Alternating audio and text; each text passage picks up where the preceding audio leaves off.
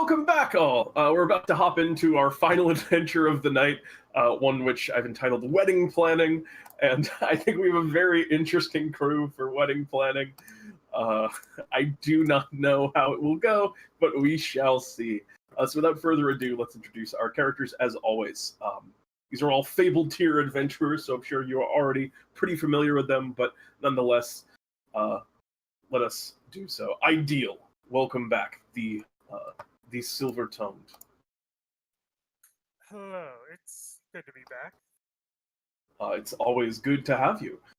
So, Ideal, how is your, I mean, I know you're always kind of, playing the game, so to speak, traveling around the land of DnDTime, making important, important political connections and so on and so forth, but how's that been going for you?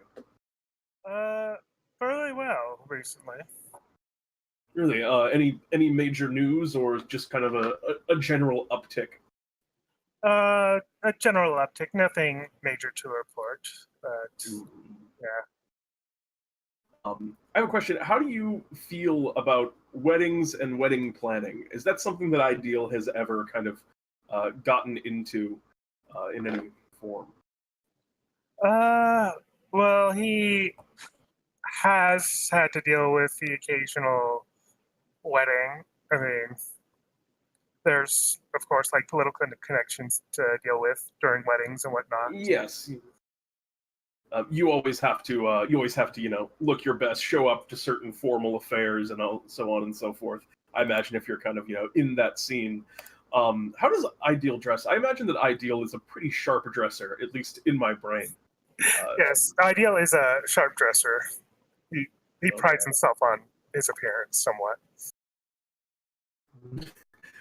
Well, I look forward to seeing what you get up to. Welcome back, Ideal.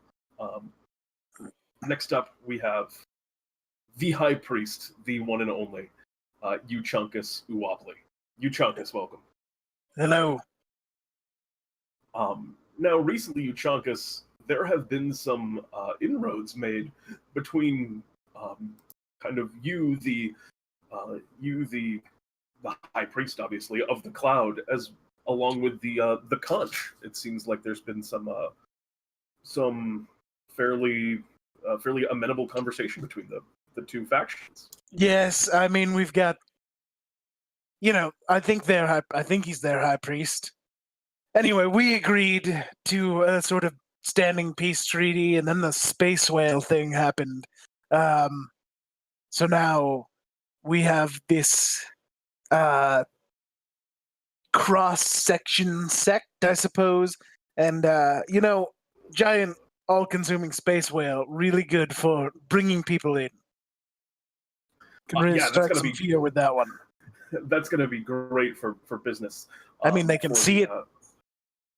Yeah, I mean, you have very visual proof. You just point up into the heavens at Bill, and they realize that their existence is at this creature's whim, and that they need to find a god to protect them. Yeah, once he ate that small constellation, people really started listening. Well, I'm glad that things are going very well in the Cloud. What is your position on Bill? How does Euchaunkas feel about the space whale? I mean, he's definitely more Cloud than Conch. Let's just get that out of the way. And all right, Cloud worshippers, some may have been a little bit heretical, were the ones that freed him, along with Nijel here. He was there, and I don't know if any more needs to be said. I mean, look, I'm doing more work than I've seen any Conch people do, so he's mine. Excellent. Welcome back, Euchaunkas. Coming up next, we have, and I believe, is this your first fabled adventure? Holly Tildrum. Yeah.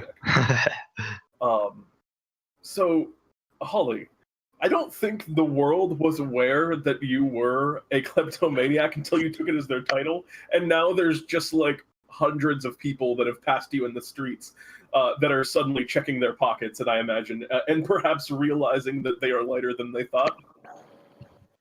Oh yeah. Sometimes I don't even realize I'm doing it. It's just kind of happening. Like, how often? Like, what are some of the things that you're stealing? Do you just like go home and empty your pockets and just have all the stuff that you have no idea where it came from? Yeah. Recently I picked up a dog. I had like 37 different gems. I don't even know if they're real. I just really want them. I mean, fair enough. I don't know if it's even. I don't think it's even considered stealing anymore. If it's a dog, I think that's some variant of kidnapping, pet napping. I mean, sure.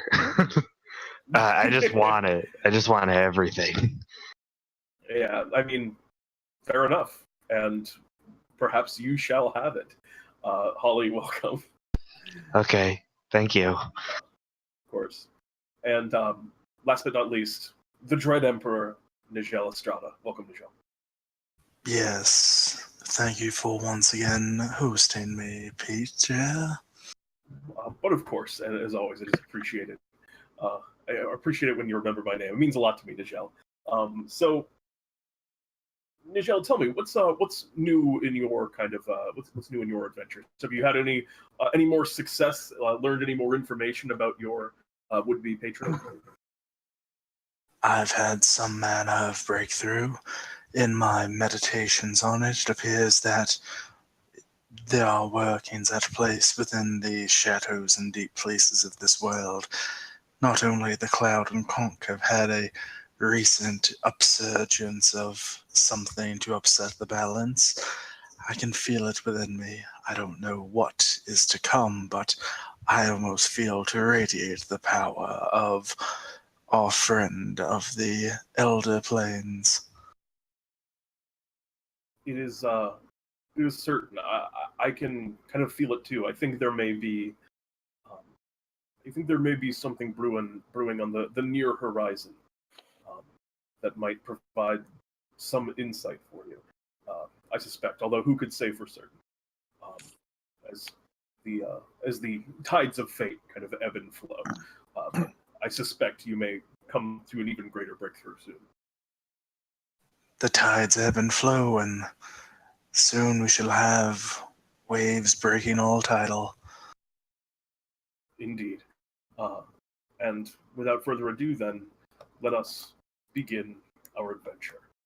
The four of you travel, sent by Bartholomew, to the Sacred Vale, an area of DnDTime where a number of celestials, of fiends, of powerful fae reside, specifically to meet up with a god.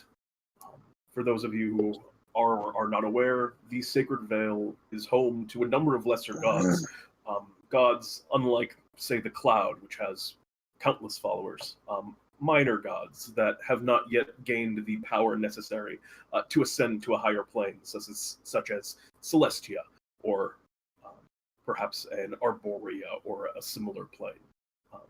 So they reside there in the Sacred Vale while they gather followers and power and strength to maybe someday move on to a kind of a higher level of existence.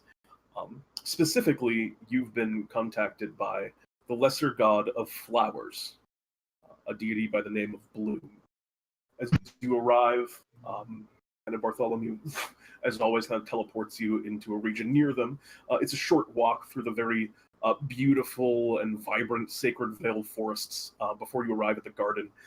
The trees around you kind of open up into what is possibly the most beautiful flower garden that any of you have ever seen. I would actually go as far as to say it's not possible. It probably is. If you have any interest in flowers, which I don't know if any of you actually do. Good roughage. Yes, that's about what I expected Euchaunkas' opinion on this was. I've already been here. Yes, I'm aware that Holly has been here before. And as you kind of walk through the wooden gate, you step in, and there are kind of a pack of daisies that are kind of lining the path to your right, all of vibrant white, which kind of sing to you as you enter, speaking almost in a canon, and then kind of harmonizing with each other as they sing. Welcome to the garden. I eat one. Please don't. Probably wasn't a daisy anyways. We would prefer not to be eaten next time. What do you know? Yeah, You're just so- a flower. They're quite lovely. Nijel will pluck one off and sort of fashion it to his armor. Just, no, please don't do it. And you grab a daisy. Holly is straight up horrified. Oh. I thought you were about to grab one too. And as you both have these kind of flowers, they seem to lose all kind of sentience and life the second they are clipped in any way. And as you're doing this, you see kind of sprinting towards you now a giant figure. You see a man with this kind of beautiful shimmering green and pink skin, wearing this like long white robe, almost toga, that's entirely woven of white lilies. And he kind of runs up. His feet are actually completely silent as he runs, but as he moves towards you, he just calls out, "Please, please stop! You're hurting them so." Holly jumps up and hugs Bloom. And as he kind of comes up to you, as you jump up, he kind of leans down and just kind of scoops you up in one arm and kind of gives you a big hug as he kind of pulls you in. It's good Yay. to see you again, Holly.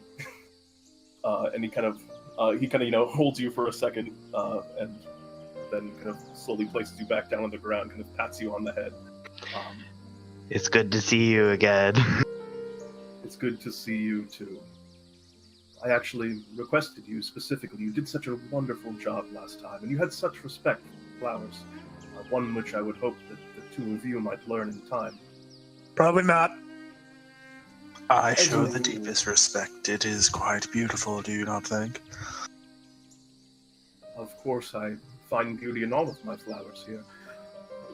But if you could, it would be so much appreciated if you would not clip any of the flowers that speak or sing, or really just don't clip any of them. There shouldn't be any need. Please, come with me. And he begins kind of walking you through this just very idyllic garden, and onward through it and out towards kind of the back of it. I've run into another conundrum of sorts. You see, I've been asked to do the flowers for an upcoming wedding, which shouldn't be a problem. I mean, my flowers are the most beautiful in all of the land. But I do not know exactly what it is I should grow. You see, the wedding is... I don't know if it's okay for me to dish the gossip on the subject at all. Are you at all familiar with the warlocks that govern the laws of fashion in this realm and all others? Yeah. Yes, I'm keenly aware of them. What is fashion? The Fashion- clothing, the items that you wear. Please, make gestures to you, Ideal. Yes. Most adventurers really don't worry too much about fashion. But I myself am keenly aware of the importance of how one's look can often dictate how others perceive one. And he kind of crouches down to kind of get on eye level with you, Bloom does, and he looks over your clothes. He goes, "Yes, you're dressed very beautifully.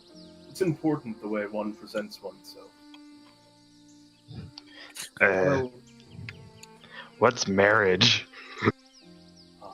marriage is a complicated concept that actually won't be very important for you to understand, but I could explain it after you're done if you'd like. Okay, thank you. Of course. Really what I need for all of you is to do a little bit of reconnaissance for me. If you could do that, and he kind of chuckles a little. You see, these are the the third and the sixth warlocks that govern the laws of fashion. And as such, they've made each other's wedding gowns.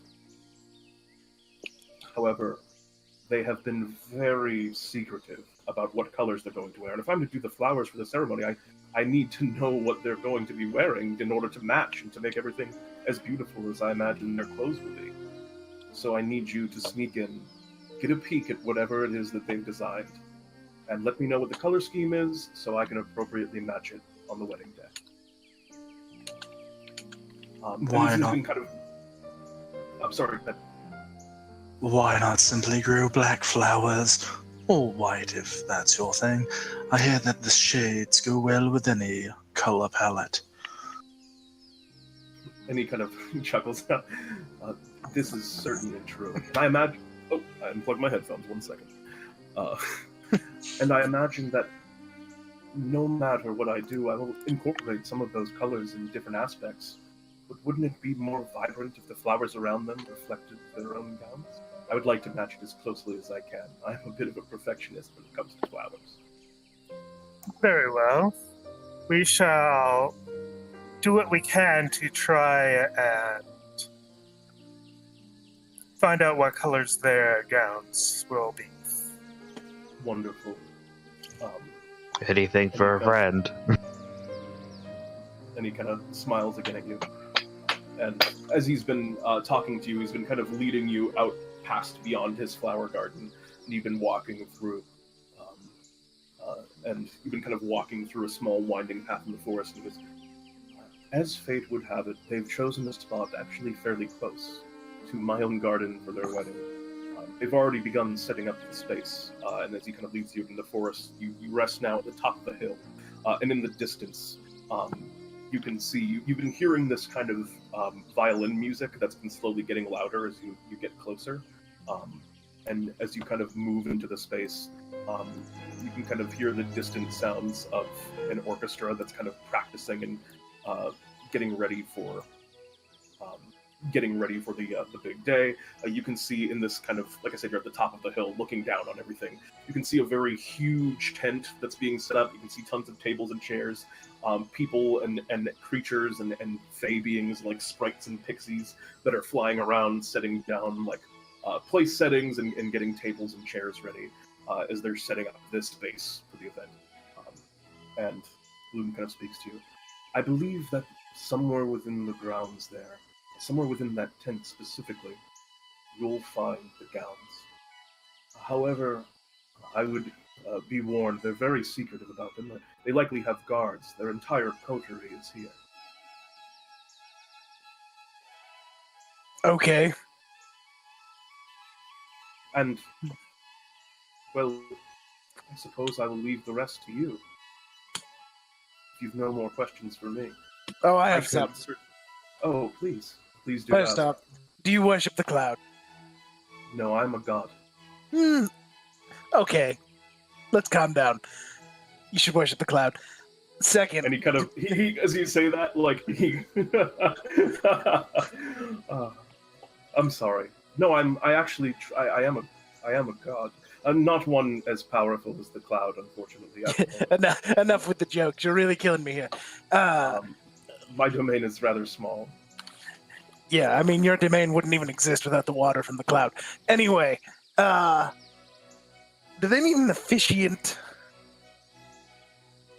An officiant for the wedding? Yeah. I believe that they have, another deity doing the ceremony, actually. I believe it is the King Oberon that will be officiating their wedding. Who's that? He's an important figure in the community. These are very powerful beings, I would have you know. As a matter of fact, I should also warn you this. Should either of them see you in there, you will likely be killed by them. Okay. Either of the warlocks. Either of the warlocks, yes. Hmm.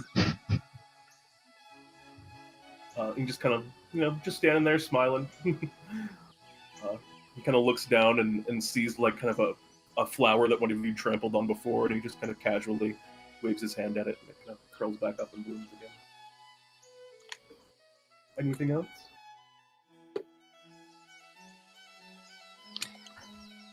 How precise of a color palette are we to tell you? I imagine words like red and blue and orange won't suffice for the level of fashion you're caring for at the moment.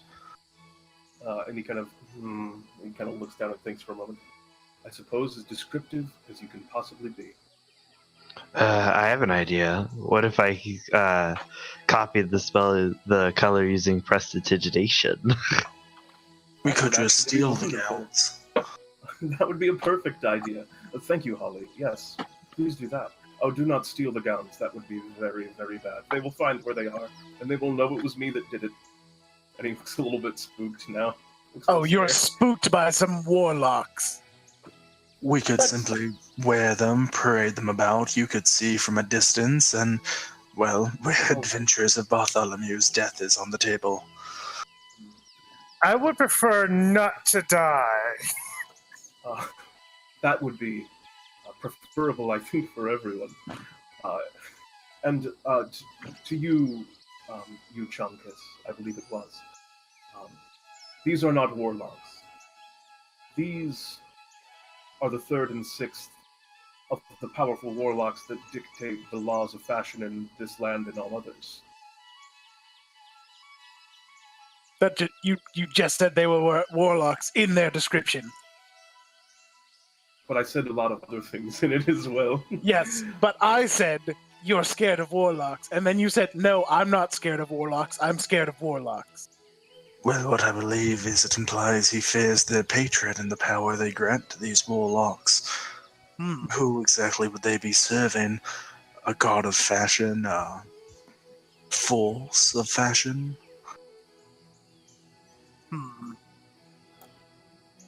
And he just No match at this for the point cloud. Bloom just at this point Bloom just gestures The whale. towards the hill. At your leave, I'll be waiting for you in my garden house. And he kind of slowly lumbers back towards the forest. He's, despite his size, he's graceful. His footsteps again are completely silent. Even as he steps over a twig, it does not break. Okay, bye. Goodbye. You know, Euchaunkas, I imagine that fashion is one of the few things that might threaten the cloud. Consider for a second the raincoat, the rain boots, even the umbrella. I must kill this god of fashion. First, we will undermine his warlocks, worry not. Yes. Alright, let's do this. So, how do you all proceed? Like I said, you're kind of at the top of the hill. You can see this whole setup down it. You have the tent not too far into this region. You are kind of expected to move here undetected. This is a stealth mission. Can I, see how the people are dressed? Can I roll for stealth? You make me a stealth check, Ideal, and make me a perception check as you're kind of checking out the area. Holly. Oh no. They are all dressed. No one is not wearing clothes. I meant how are they dressed and how do they look? No, but you rolled a 4, so it's just like. Oh, yeah, I'm glad I know. They're definitely all dressed. Oh God! All right, right off the bat. I have the self of a bull in a china shop. Yes. So you are definitely not stealthy as you kind of just walk down the hill. You're kind of crouching a little bit, but it's daytime, so it didn't really do a lot for you. And as you kind of reach the bottom, you see a couple of fairies kind of looking over from going about and setting dishes. These look specifically like kind of pixies, and they kind of start flitting over in your direction. At this point, everyone else is kind of, I assume, still up at the top of the hill. What is everyone else doing? Because you guys still have some forest cover where you are. But Ideal is, you see, Ideal has been made right off the You know, bat. at this point, since I've been seen, I'm decided I'm going to provide a distraction for the others to try and Okay, stop their excellent. way in. So I'm going to put on a performance. All right. As the two pixies kind of flitter over to you. Just make a Uh, great show of everything. Yes. And well, before you roll, they're going to talk to you a little bit, so we won't count that one yet. Okay. Just about to and just go, excuse me, sir. Excuse me. I'm sorry, I don't recognize you. The wedding is not for a couple of days, though. You're here a bit early. Are you on the guest list? I would assume that I am here in. Bartholomew is the one who has sent me. He assumes that he is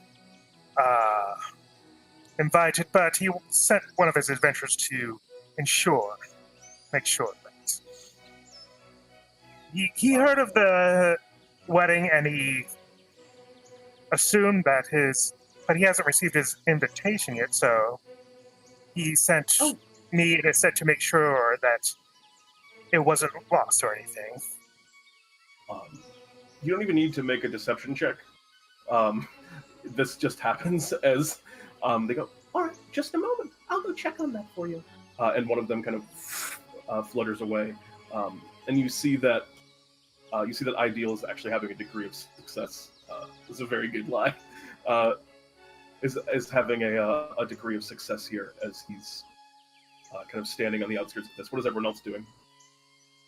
Looking down towards this gathering, does there appear to be any, buildings or something that are very grandiose where they might be within before the ceremony that might be holding these gowns we seek?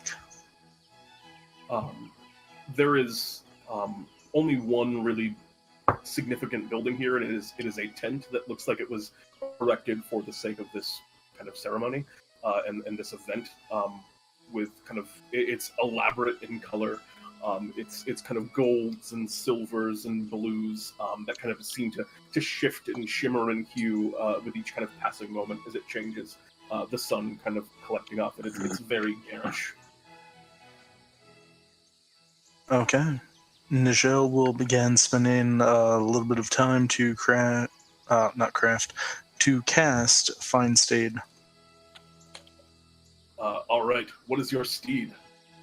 It is a Euchaunkas, one of those Oh, man. sweet, snaky boys. Awesome. That sweet snaky boy appears next to Nijel. What about Holly and Euchaunkas? What are the two of you doing? Well, I am bad at sneaking. So, I will My attempt- distraction should provide you with some sort of advantage. We'll see how that goes. I will thus attempt to sneak. All right, sneak away. So, I have advantage from his distraction.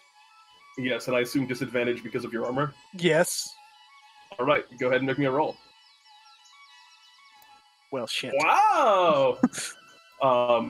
You watch as Euchaunkas, like the knight, is kind of like does like a kind of like a tuck and roll down the hill, like landing at a couple of different rocks as he goes.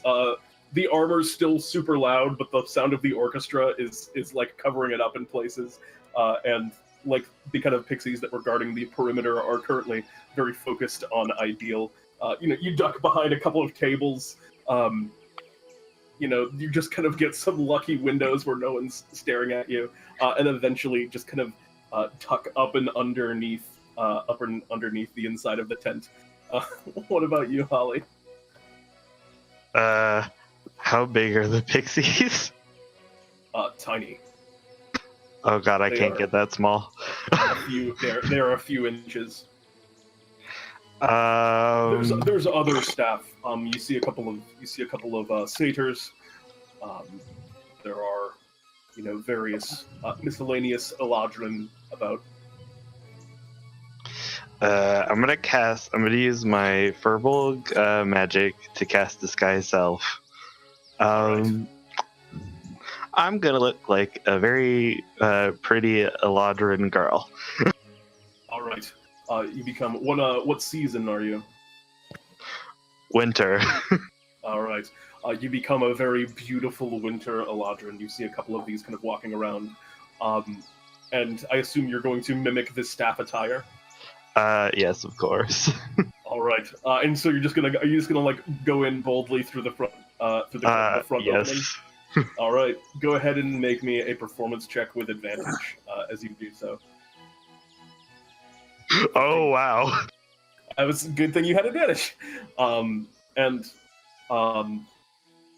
Ideal. At this point, you kind of see the pixie kind of flip back and speaks up to you. I looked into what you asked me. Bartholomew has been intentionally not invited because he only wears a stupid, dingy blue robe. That's an exact quote. Oh dear, oh dear. Oh wait, I'm sorry. And they look kind of down at a note. It is absolutely dreadful. Well, I guess I'll... Is there any way to convince the warlocks to allow Bartholomew to attend?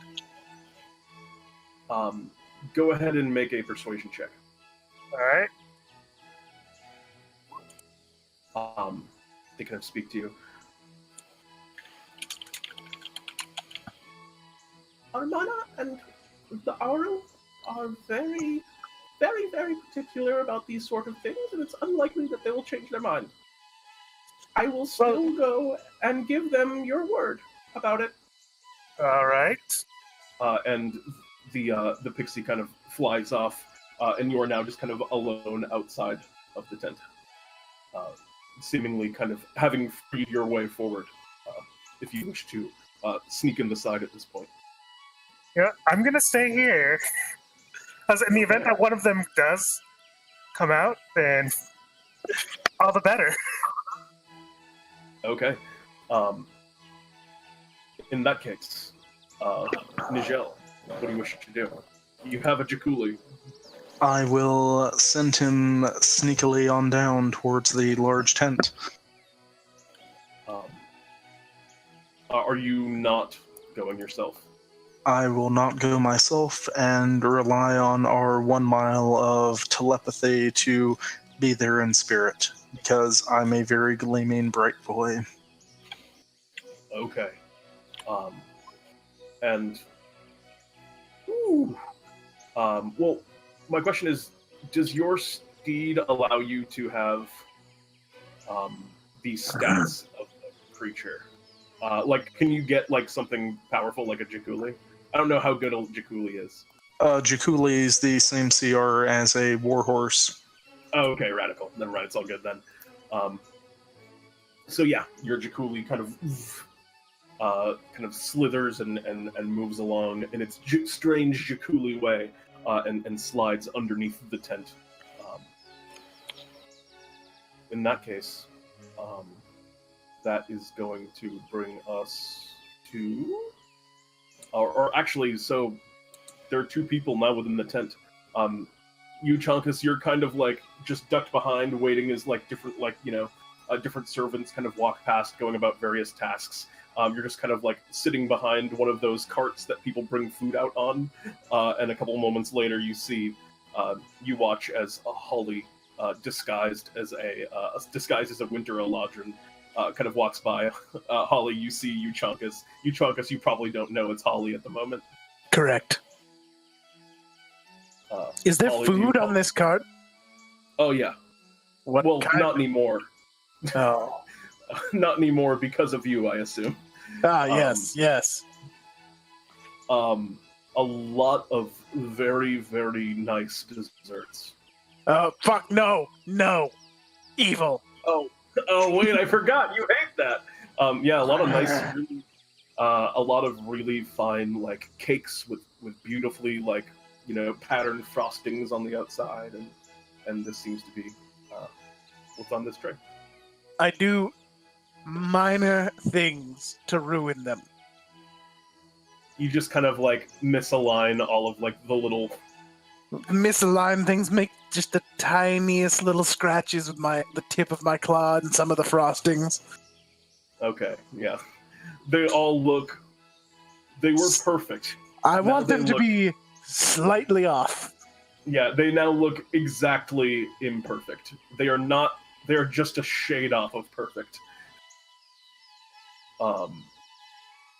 So yeah, you absolutely succeed in that. And yeah, Holly, you walk around the corner and see Euchaunkas in the process of doing this. I look down at him. And Hello. I cast.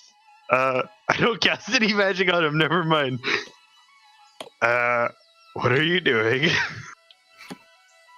Who are you? It's Holly, of course, and I'm whispering real quiet. Yes, I'm, not important. Let's find the information.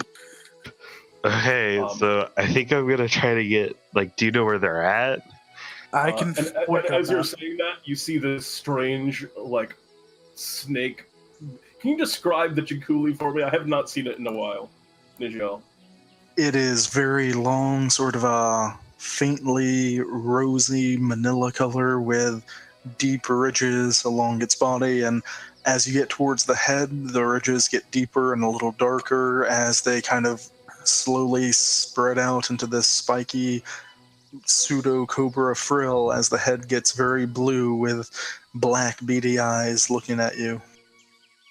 Hello, That is snake. the thing that you see, which slithers up and just kind of looks at you in a way that tells you, I am friendly. I speak with it telepathically. Oh, can you? With my hat. Oh, yes!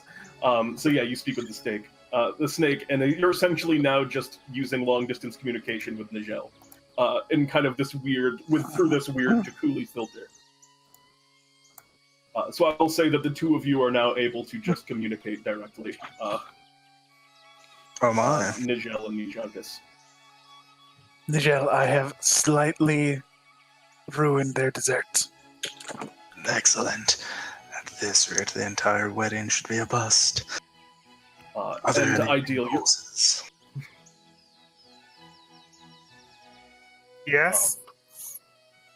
yes. So ideal. At this point, you've been waiting. You've been waiting outside for a while, and the pixie kind of comes out, moving very quickly, and you see marching with a purpose behind the pixie is one of the most. They're. I don't even want to call them beautiful, but they are one of the most elaborate-looking people that you've ever seen. As they kind of step out from the tent and walk towards you, they walk with a purpose, but also a model's grace. Each footstep, very calculated. Their posture perfect. Their shoulders kind of cocked back, chest out, as they kind of step towards you. They're wearing this incredibly elaborate and gaudy kind of purple dress that flows out behind them in tails, and he watches those tails kind of whip up and kind of move in the non-wind in the area. And you are looking at what has to be, you have no doubt, one of the warlocks of fashion, and the pixie kind of speaks up to you. I told you that that they would not like this. And as kind of they get closer, they speak to you.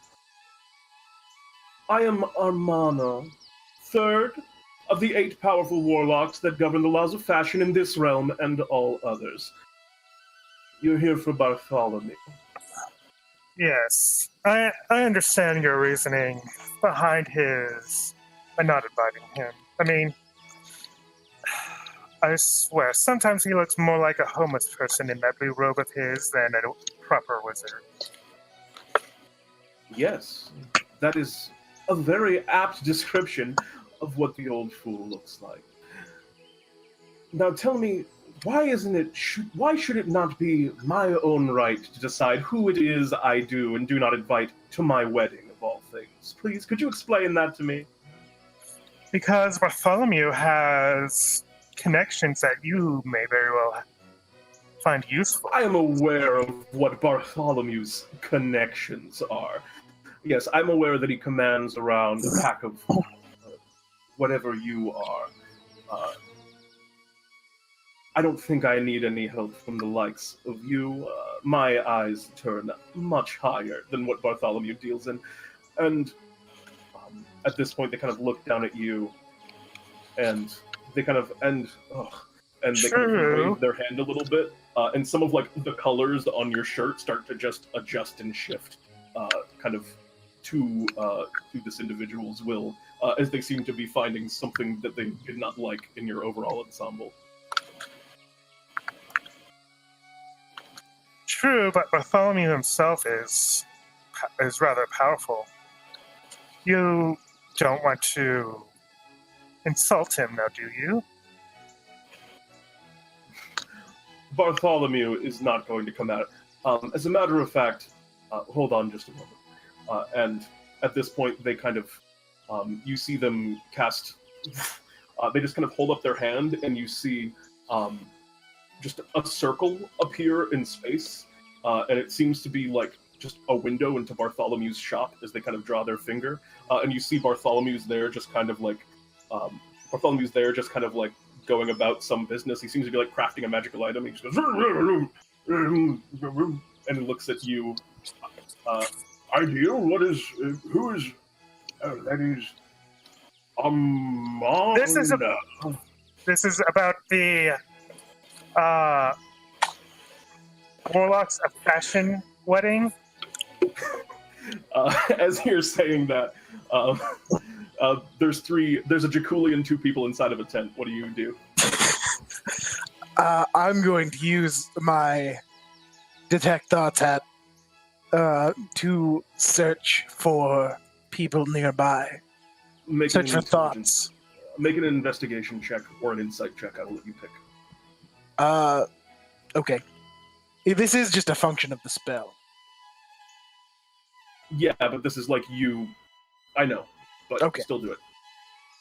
I'm good at insight. This is you like reading a lot of different people as they're going by on like quick kind of stints. Yes. So this is just like an overall success. There's also not a lot of people that are just like thinking about where dresses are at any given moment. Oh, this is just to find people. Oh, you're just looking for like people?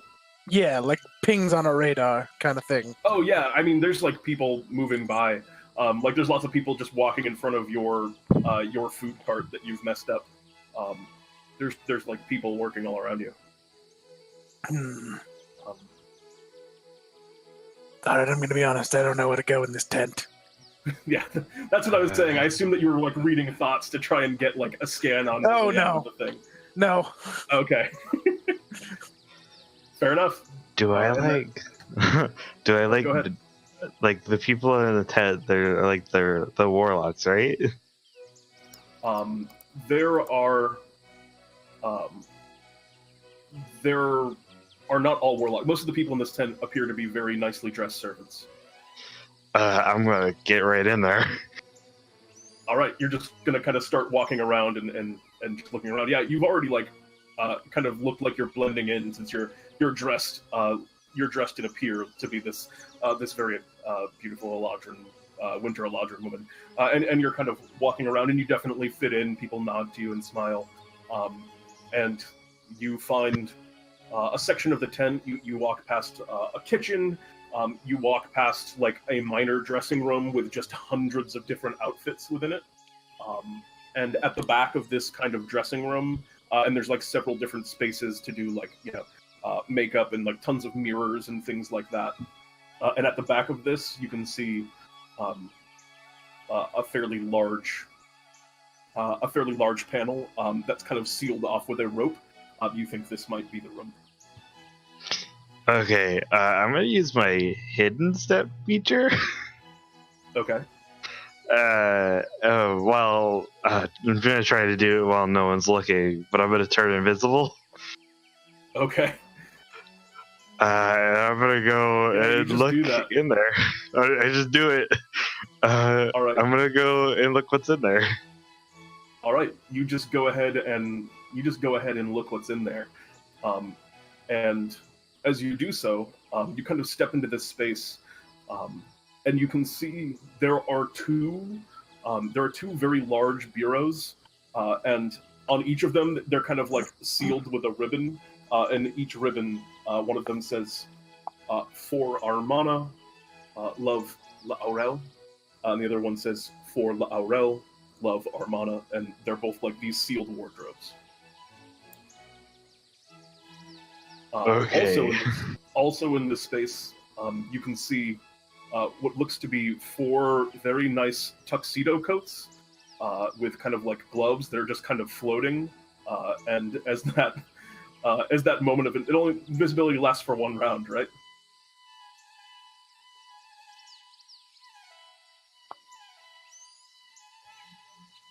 Holly? You kind of cut out. Oh, I'm sorry. The invisibility only lasts for 1 round, correct? Until my next turn, yeah. Yeah, so at the end of that turn, as you kind of use the invisibility to move in here, you become revealed at the end, and these 4 coats all kind of look to you and just start kind of like swarming at you. Or I'm sorry, there's only 3 of these coats here. Did I see where Holly went before turning invisible? You saw which general direction Holly I'm went gonna in. try moving that way. All right, make a stealth check. I'll say you're not too far behind. Also, Jakuli, is the Jakuli going to go with Euchaunkas, or would the Jakuli have gone with Holly? The Jakuli probably would have been sniffing out some fine clothing, and once everyone seemed to be converging, followed suit with Euchaunkas. Okay. In that case, Euchaunkas, almost immediately, as you're rounding, you're just kind of like running down the hallway, your chainmail rattling as you do. Splint mail. And I'm sorry, splint mail. And can you roll me for the Jakuli? Or did you already? Yeah, you haven't done it yet. Sneaky. 19. The snake just kind of slithers directly past, kind of keeping to the corners, the guard that looks at you, Euchaunkas. It's not a guard. It seems to be a satyr, kind of a pointy beard, horns, wearing a suit and bow tie. Looks up to you. "Excuse me, sir. What are you doing here?" He's holding like a metal tray. "I don't believe you're part of the staff." You're correct. I am a representative of the cloud, here to pay my respects. Okay, well, you cannot be here. Why? And he starts kind of walking towards you. "It's not allowed. The lady, they would be absolutely furious." And he starts kind of like going up to you and kind of like shooing you with like the backhanded swinging motion of the hand, kind of trying to like shove you down the hallway. Do you just stand there? He seems very weak. Yes. And as you're not moving, and he goes, "Harumph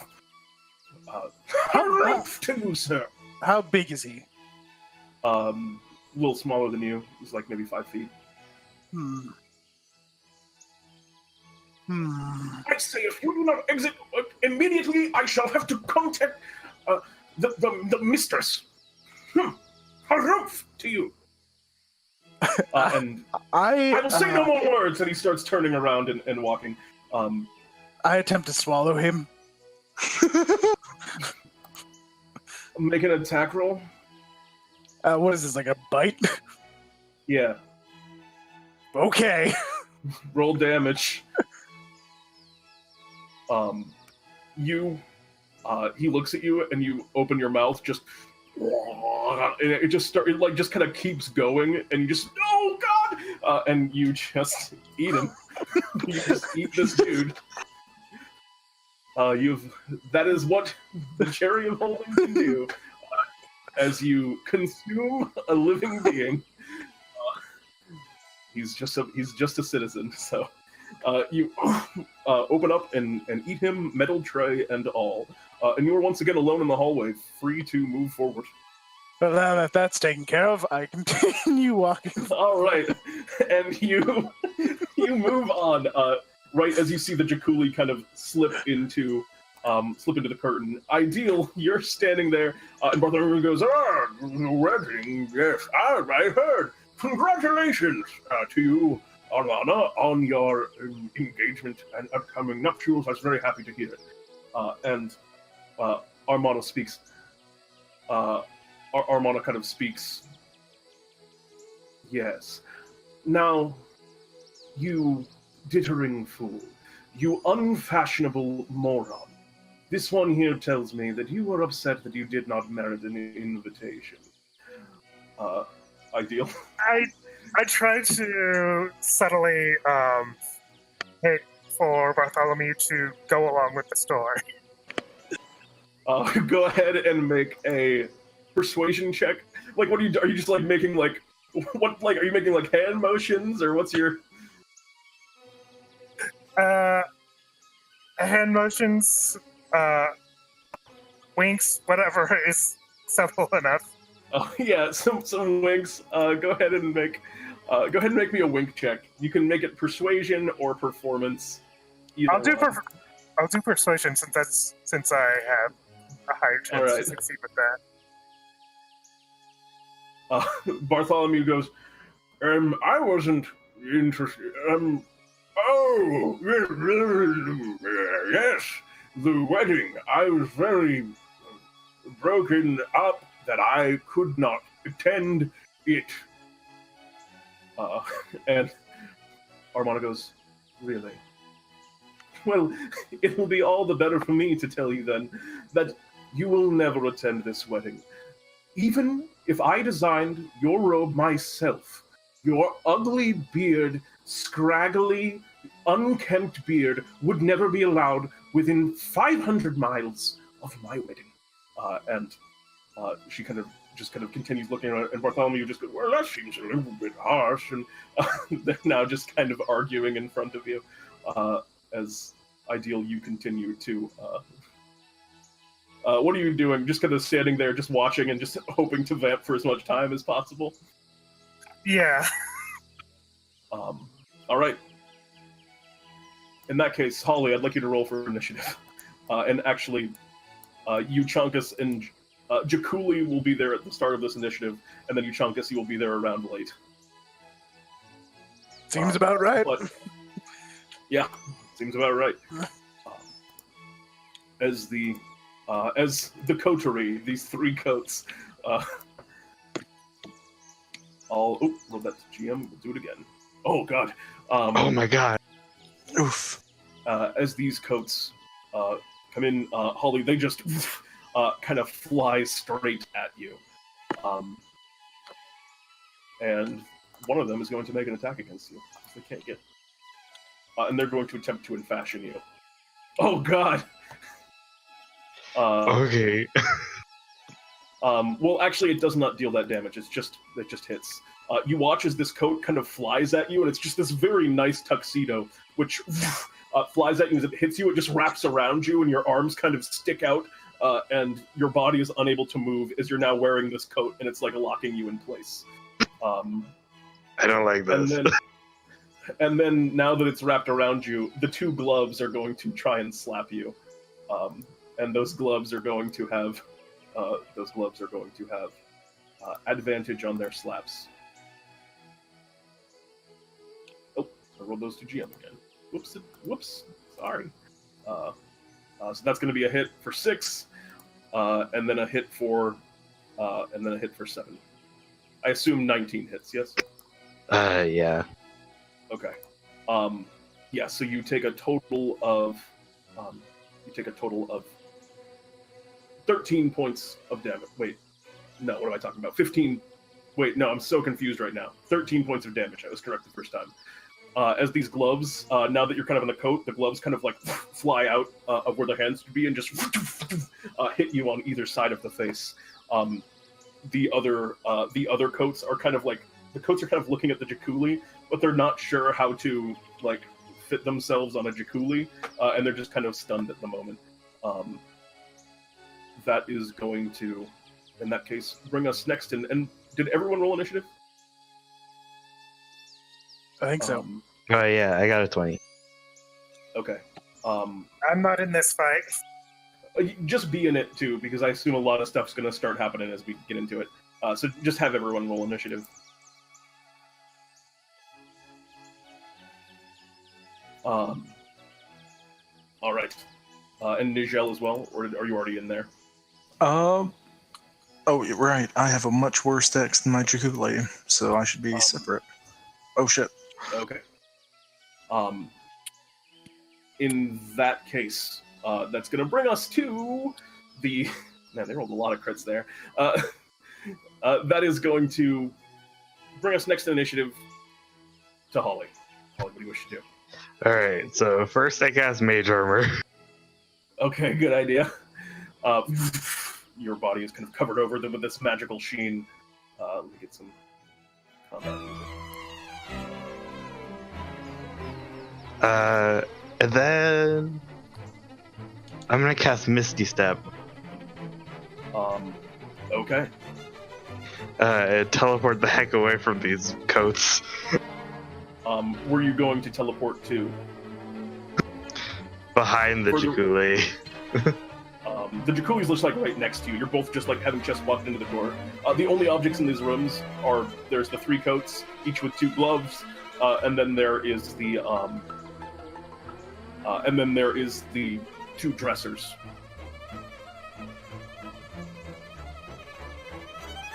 Can I teleport inside the dresser? Can you go to a place? Oh wait, actually, I'm sorry. You can't Misty Step at Mage Armor in the same turn. You can only cast 1 spell per turn, unless one's a cantrip. It's a bonus action. Yeah, but it's just like you okay. can't cast. Yeah, it's just the fact that it's a spell. I'm sorry about that. Okay.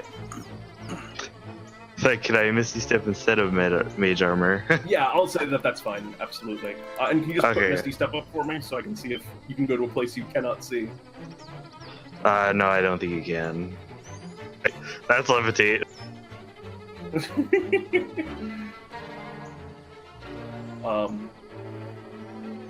Yeah, you have to be able to see it. You could go like behind the behind the wardrobe if you wanted. Okay. Is it far enough to teleport out of the room? Oh yeah, I mean you're right in the door frame. You could just teleport away. Alright, I'm gonna try to teleport out and look like nothing happened. All right, you just teleport away, and as you do so, the coat does not travel with you. It is now just standing stationary in the air where you teleported out of it. In that case, you still have an action left, actually. And a move. I'm just gonna move away. All right, and you just kind of run. Basically, you're like, you pass by Euchaunkas, who is like running into the room. In that case, that is going to bring us to the next in the initiative, which was Nijel. You start to see chaos break out in the tent below. Seeing chaos break out in the tent below, Nijel is just going to begin dashing down towards the room where the fancy robes are in an attempt to see it and book it out. All right. You just slam down to the bottom of the hill. Just running at full sprint, not trying to stealth. I mean, you're fairly noticeable, but you just get down to the bottom of the hill. It'll probably take you another round to actually get to like the tent, and then another round to get to that room. Okay. But yeah, you get down to the bottom of the hill. That's going to bring us to the Ideal. What are you doing? You see Nijel behind you. You're one of the first people to notice as Nijel's just now completely abandoning cover and running down the hill. What do you do?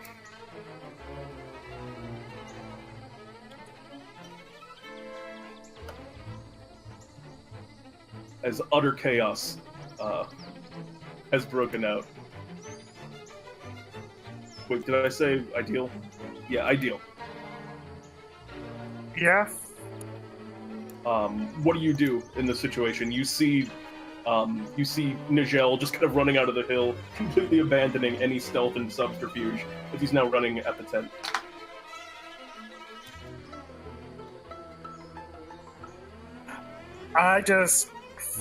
Well, it sure is a shame that you aren't inviting Bartholomew, as I'm sure that some of his adventures would provide excellent bodyguards, considering you just had an intruder over there. I say pointing out to Nijel.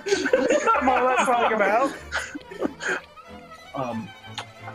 And at this point, as you just literally just draw her attention to Nijel, she just goes, "Are you kidding me?"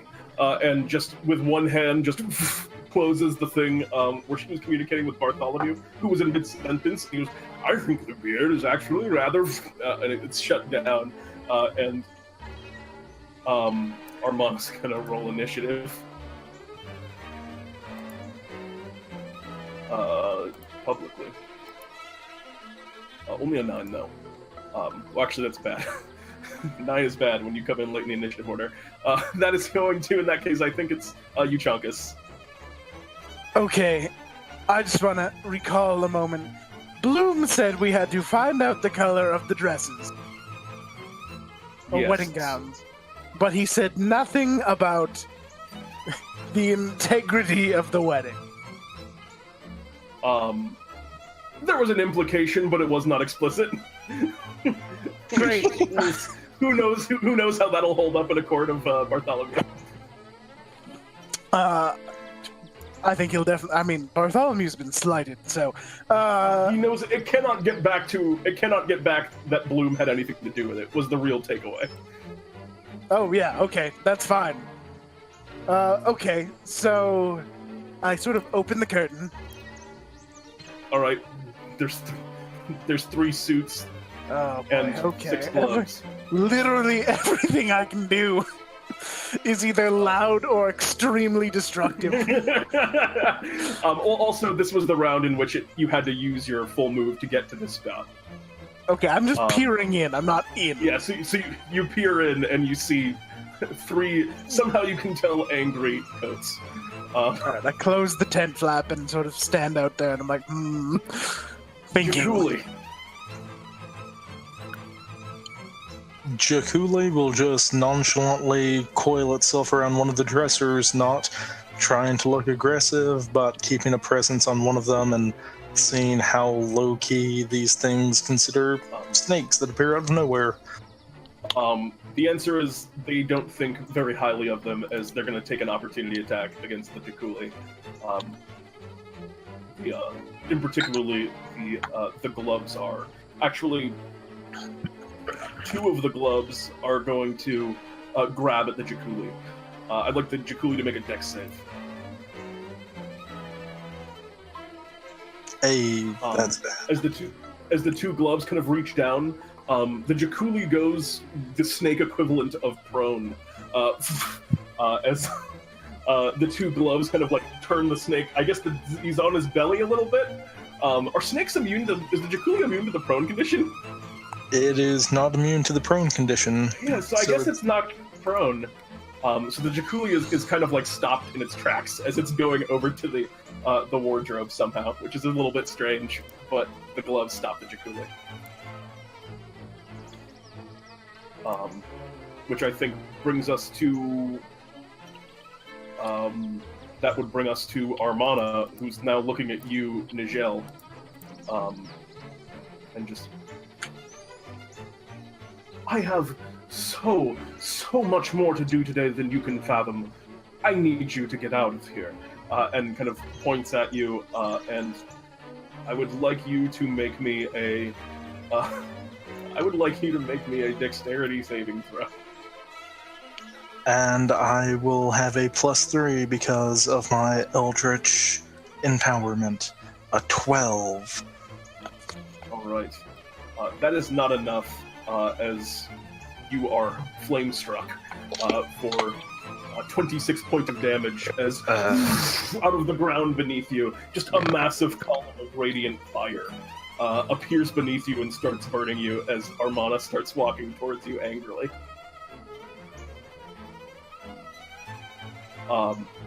And I think that's going to bring us to the top of the initiative order, which is you, Holly.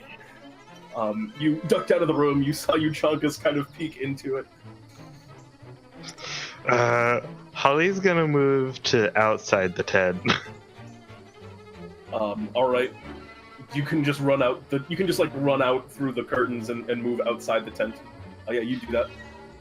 I'm gonna move, so I've moved, like, as far as I can, I believe. But, yeah. I'm gonna end my turn there.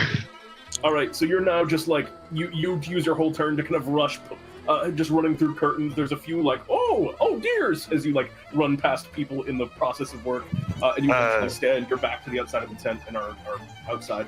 Anyone who, like, asks, I tell them there's an intruder.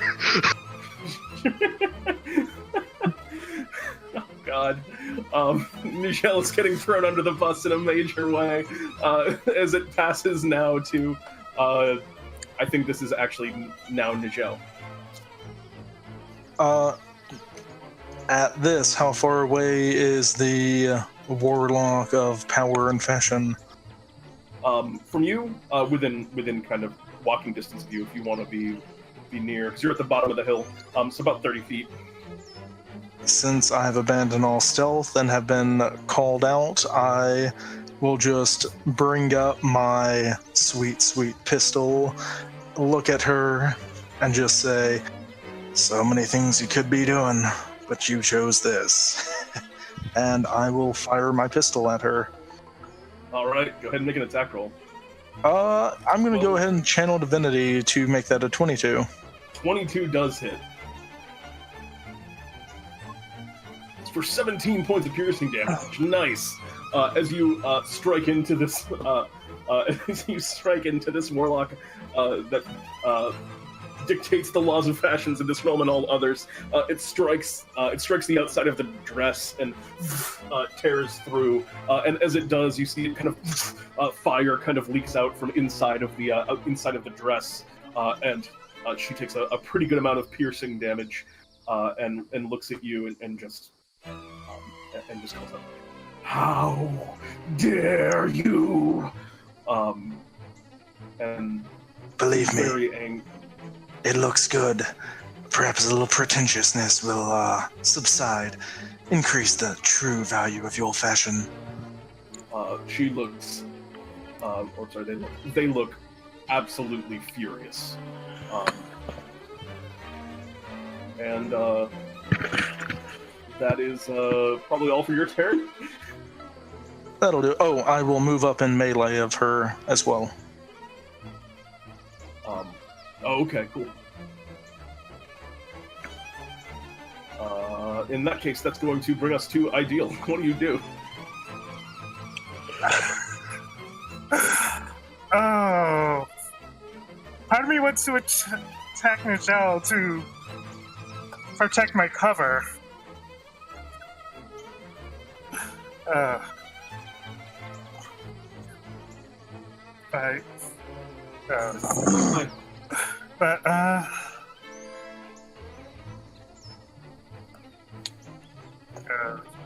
I'm sorry. I'm only doing this to protect myself and ensure that at least somebody survives. So I am going to summon a ring of dumb elementals and have with a vicious mockery elemental. I'd have it attack Nijel. Oh god. As you do so, for one thing,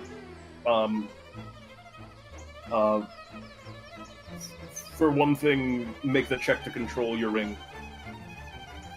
That's an easy one because it's a cantrip. Yeah, and it's... I'm trying to remember what it was. The check.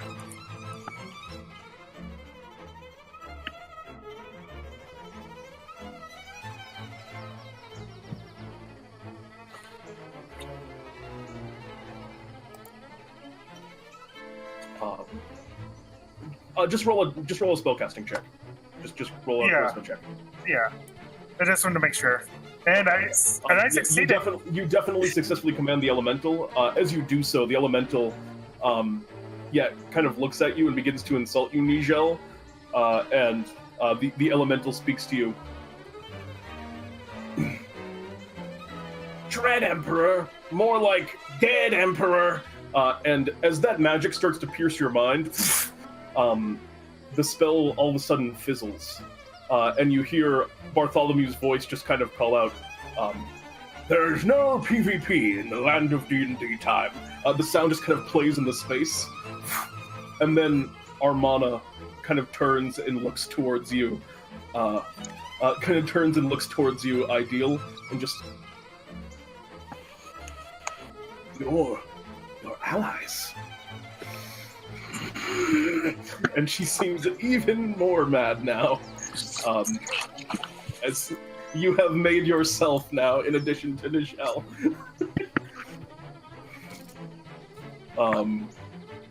But you still have control of this elemental. And I think that's all for your turn, which brings us now to Euchaunkas. Okay, looking into the room. You're in a tough spot. How big is the room? Big. Well, not actually that big. It's like 30 feet circle. Okay. And where are the coats in the room? All up in your face. Like, when you were peeking around into the room, they were literally just, like, right there. Like, okay. Right next to you. Can I move through, like, below tent flaps? Like, below the tent?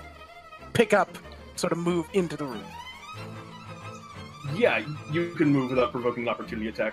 You'll just kind of be shifting around them, so yeah, you can do that. And I'm on the other side of them. I want to be on the other side of all of them. It's going to provoke an opportunity attack from one of them if you do that. Which one? And their gloves. Just one of them. We don't have enough of the battle map for me to specify. I don't know. But I mean, matter. Okay. I'll risk it for what I'm going to do. Mother. You are restrained now by this coat as it wraps around you and locks you in place, freezing you as you would move forward. Okay. As you've been in fashion, but you do not take that damage. That damage doesn't actually happen until the start of your turn. Am I mostly on the other side of all of them? You're kind of like right in the door frame where it got you. Actually, you know what? Yeah, you're like on the side of them. You're not like in front of them. Good enough. I sort of place my shield between the two of us, and I say, "Wall." Okay. A big giant wall appears. You now have made a wall between you and these coats. How tall is the wall? I believe it's 20 feet tall. Okay. Yeah, alright, fair enough. You do this. And 20 feet wide and very thick.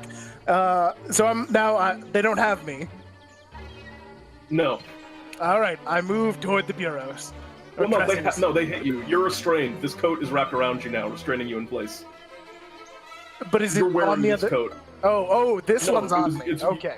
Yeah, that one, two of them are now separated from you, but one of them you're wearing. Alright, I'm gonna bite the one I'm wearing with my bonus action. Alright, go ahead and make an attack.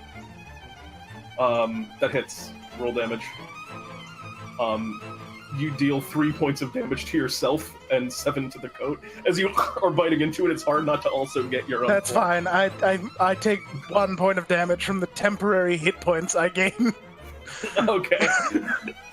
This is the most ridiculous encounter I think I have ever run on the show. Alright, that's gonna bring us to... sorry. When it hit me, could I use a reaction? Yeah. Okay, I'm gonna make a dex save. Oh, wait, no. Wait, yes. Okay. Okay, it takes half damage, half lightning. Get starched or something. Alright.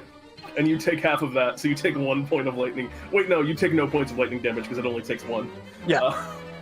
As it takes 1 point of lightning damage. Alright, this coat's... It's kind of frizzy now. It doesn't look as good. And be the perfect time for that cape of fire. The coats actually got skipped. They were supposed to act. So I guess they just missed their round. That's fine. And that's going to bring us to Armana, who is absolutely furious and is going to point at you. The finger just goes towards you, Ideal. Oh, God. As you get Finger of Death. I am going to use a reaction to cast Hellish Rebuke against her. Well, you have to make a Constitution save. Alright. So yeah, you actually succeed. So you only take half damage from that. You take 35. Yep, 35. Are you still up? No. Unfortunately. Oh man, even through the save. But you can still. When does? Yeah, you can still use a reaction. So go ahead and do your Hellish Rebuke.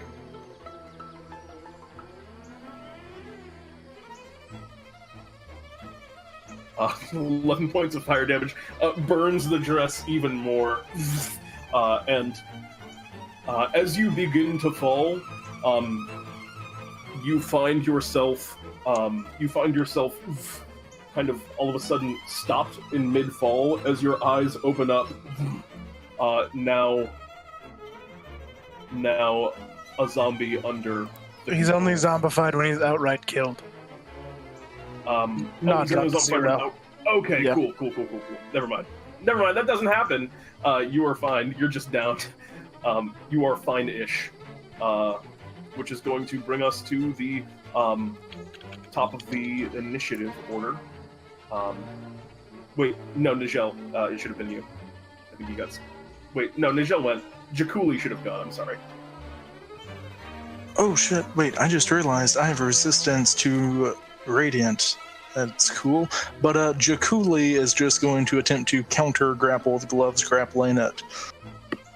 Alright, go for it. Alright, they do, I think, yeah.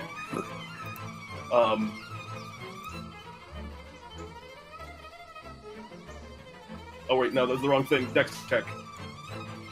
No, wait, they don't. The gloves are too agile and dexterous. Damn. 19. Oh my. In that case, that is now going to bring us back to the top of the initiative. A whole bunch of coats and gloves are flying up around to get you, Euchaunkas. 6 gloves fly up and over the wall. Is this tent that tall? Oh yeah, it's like a huge tent. Oh. But they have to dash to get to you, so they're just next to you now, as do the coats. But they're just a big pile of coats. The coats are just kind of flailing harmlessly around you, and all of the gloves are just getting ready to slap you as soon as they are able to do so. But they are not right now, and you take 15 points of bludgeoning damage, Otto, as the coat is restricting and binding you. Oh. That is going to bring us to Holly. Holly, you are in your party is in a dangerous situation. I'm not good at dangerous situations. This is a bad idea. Holly's just chanting. This is a bad idea. This is such a bad idea. Okay. He walks, he uses his movement, and is there enough distraction where no one's looking at him? Everything is absolute chaos right now. Holly moves up really close to the side of the tent and casts Burning Hands. On the tent? On the tent. Oh god!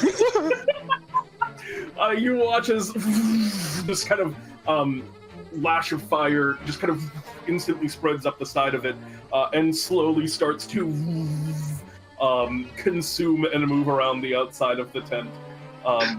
Holly's gonna then use the rest of his movement to walk away.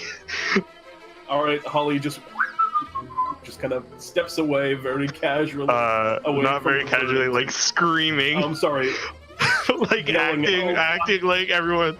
Fire!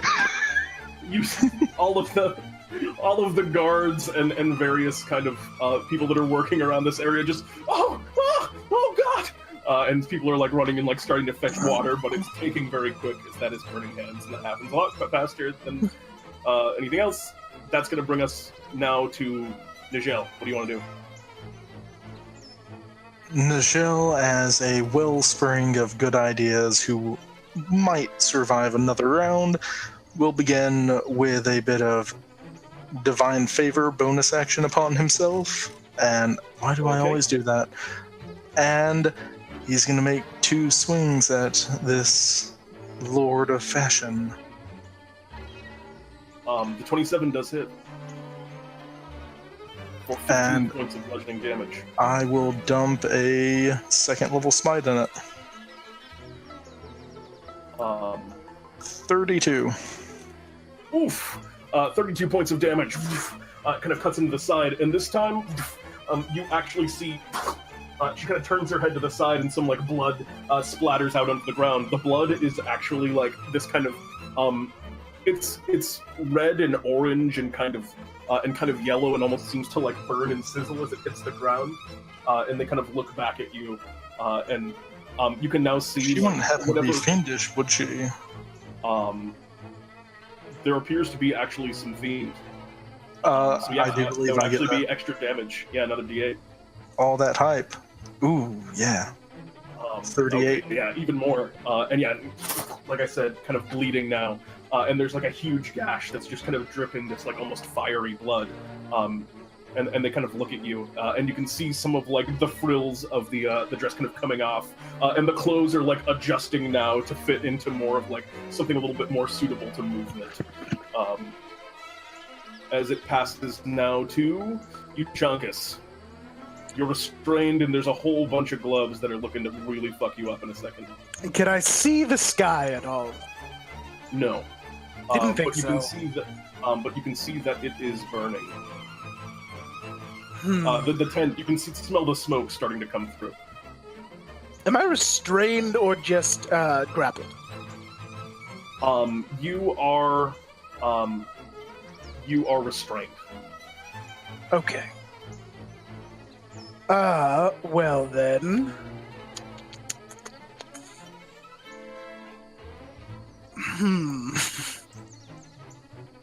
This is going to suck.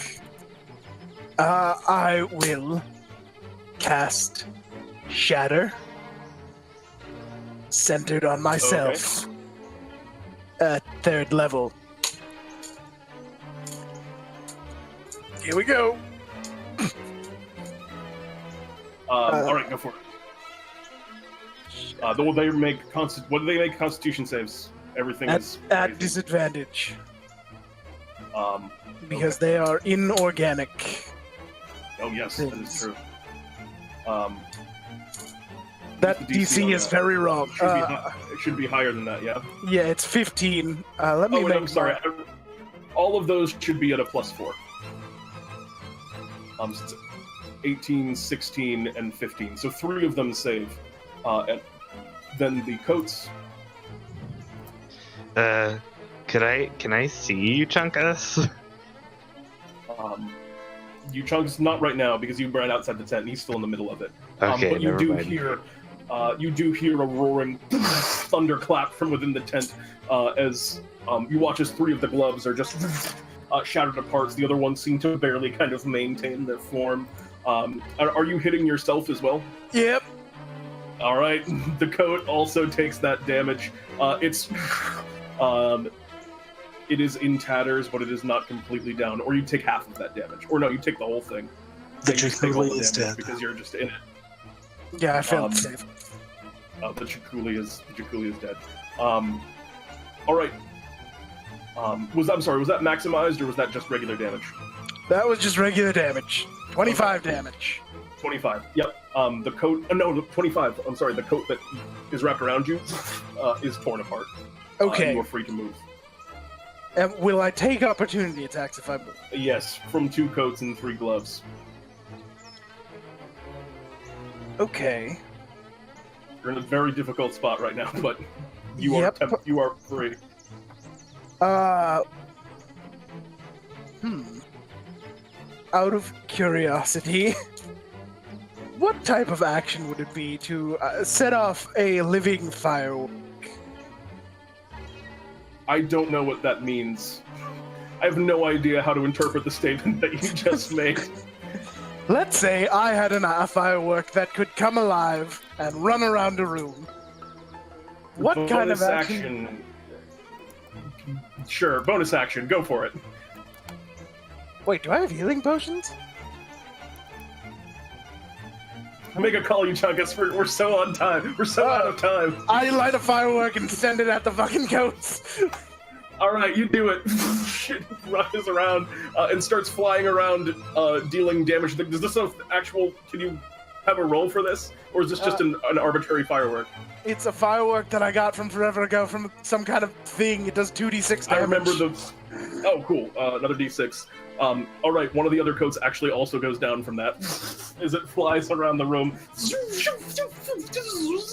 And it also kind of starts catching more of this room on fire. That's fine. Which is going to just be another... it's going to just contribute to the overall flame that Holly's created, so that's all good. All right, that's going to bring us now to... Ideal is... I need you to make me a death save. I think we forgot that. Or no, it should be now. That's correct. Yeah, Ideal, make me a death save. You have one success. Armana looks at you. Nijel, I need you to make me a charisma saving throw. With that sweet +3, so 14. Man, I'm having terrible. That is not going to do it. As Armana looks at you and just... Get out of my sight! As you are banished. And Armana kind of turns back towards the tent, which is now burning. And is going to start walking towards that. That's going to bring us top of the initiative. A whole bunch of coats, or actually one coat is going to go after you, Euchaunkas. And it hits for 25, and then 3 gloves are going to slap you with advantage. I'm going to No. I'm going to react to the coat hitting me. And it has to make a dex save. Oh. Dex save. It takes... Lightning. That coat succeeded, so that's not enough to bring it down. Didn't it get a 3? Oh, no. It's failed on that, but it succeeded on the previous big attack. Oh, great. I push it 10 feet away from me. Oh, sick.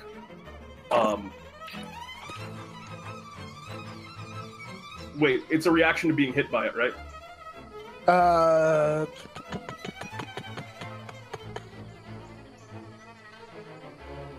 You know what? It's fine. It tears it off your body as you hit it, and it kind of flies backwards now, frizzed with lightning, so you're not restrained. So those slaps will be straight up. That's a 9, a 12, and a 19 on those slaps. The 19 hits. For 5 points of bludgeoning damage. I'm unconscious. A cloth glove. Oh god, Euchaunkas goes down in a burning tent. That is going to bring us towards the next to go would be Holly. Holly, you don't have the information. The tent is going down. 2 allies are out of commission. What do you do? Holly's gonna start leaving because he's gonna lie to Bloom. Okay. Holly just ducks and starts to run up the hill. Ideal.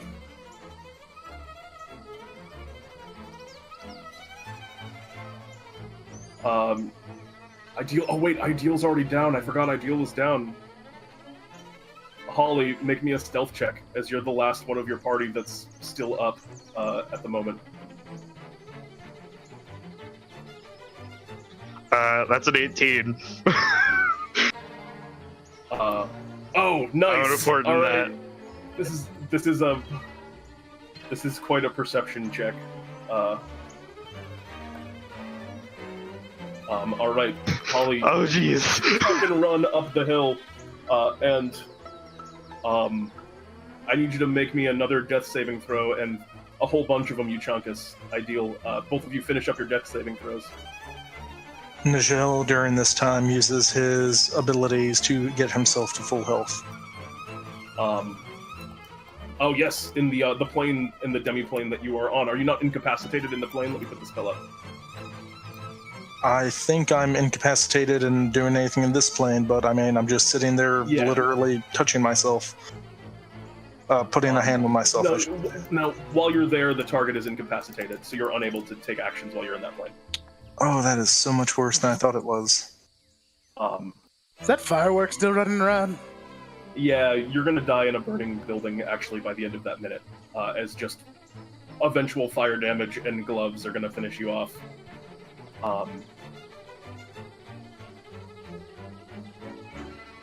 And,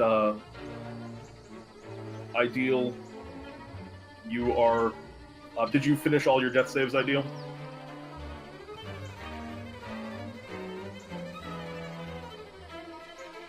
I don't know if Ideal's there. Alright, you come back, Nijel, and she's just going to take a shot at you when you come back, because ready to action.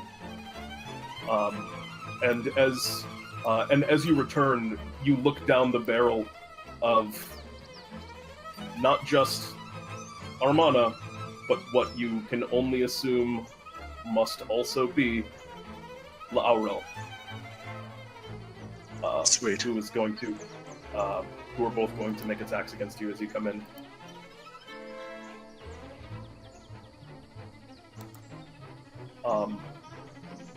That's a miss. To hit. And against you, also, I need you to make a dex save for another flame strike. Wow, that is... My saves have not been good. How you doing?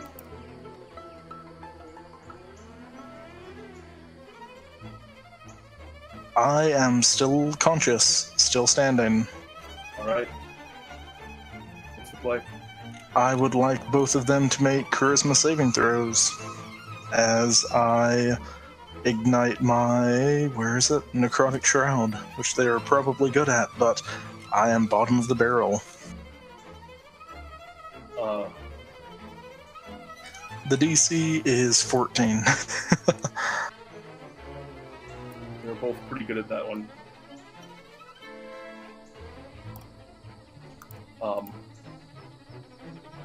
Is that the fear? Yes. Yeah, both of them succeed against the fear. Okay. Just gonna stand your ground. Is that your turn? Let me... Oh man, I burned that second level spell, so yeah, that's my turn. The other one kind of walks up to you, L'aurel, and she kind of says to you, I am L'aurel, 6th of the 8 powerful warlocks that dictate the laws of fashion in this land, and you shall be here no longer. And she's wearing like this absolutely glimmering bright gown, while within 5 feet of her, you have to succeed on a wisdom saving throw. So you should make a wisdom save as she steps towards you. Okay, and as I make my wisdom save, I'd just like to say, oh no, Armana, I didn't realize you had a rhinestone golem. It is gaudy, and you succeed on this saving throw. And then I'm going to make attacks against you. It's going to be another... there's going to be another touch. That is a miss. Again misses. And Armana is going to use...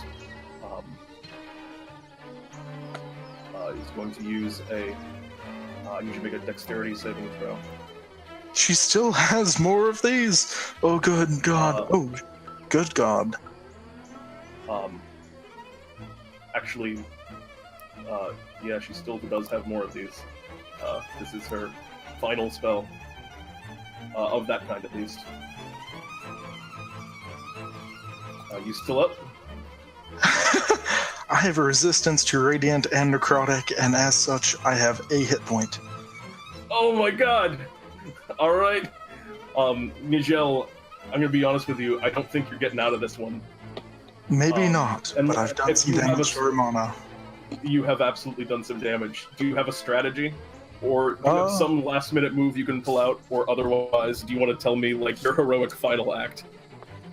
My heroic final act, I hate to do this because I feel like I'm just dragging time, but I will heal for 25 hit points as I lay on hands. All right. What's the They're Jakuli both- doing? The Jakuli died in to your Oh. to your shatter, yeah.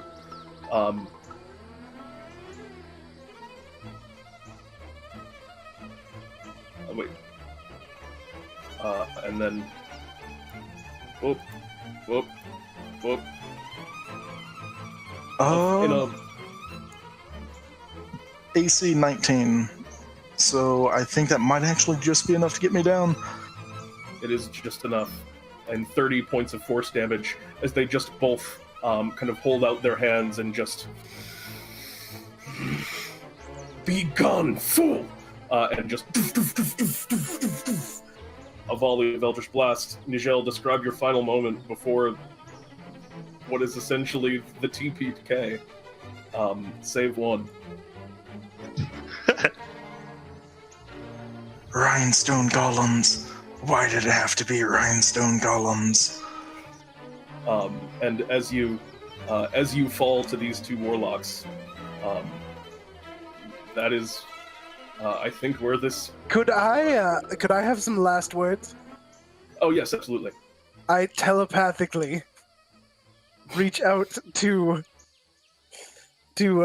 Holly as I go down and say, and as the room is burning around me, say, "Tell Holly they're wearing black."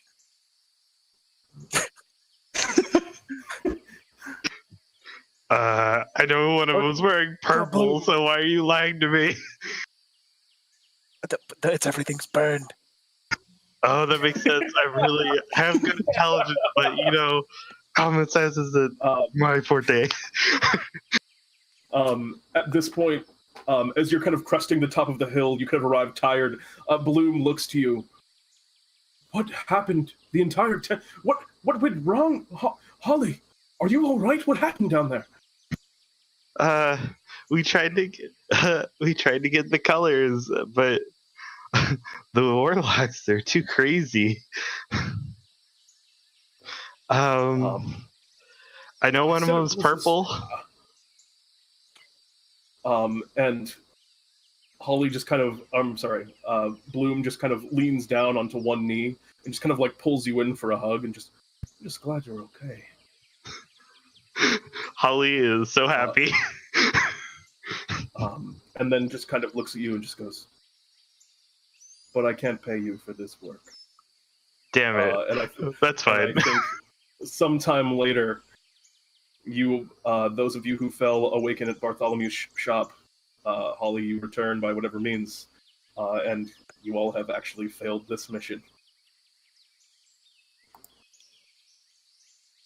I'm gonna kill Bloom. Oh.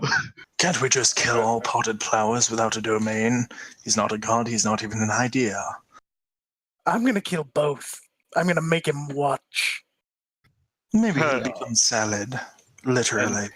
And perhaps you shall, but that is, I think, a tale for another time. As Bartholomew returns and just goes, fabled adventures are difficult, and for you, it's good that everyone has an opportunity to learn that at some point.